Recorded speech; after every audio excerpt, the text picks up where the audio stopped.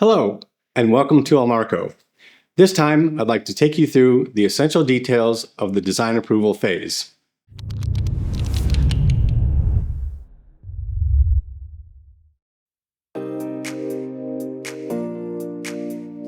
Once the purchase contract has been signed and payment confirmed, we transition into the design approval phase. This is an iterative and collaborative process consisting of two main components: implementing any customizations or design changes specified in the contract, and addressing all of the requirements for the customer's production site.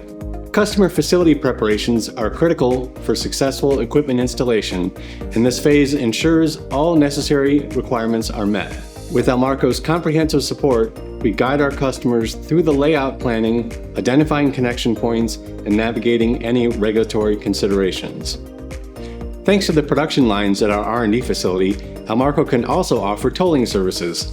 This invaluable resource helps bridge the gap between contract signing and equipment commissioning, enabling our customers to begin seeding the market effectively. Our goal is to facilitate a seamless transition so that customers can swiftly achieve full production capacity with their nanofiber line.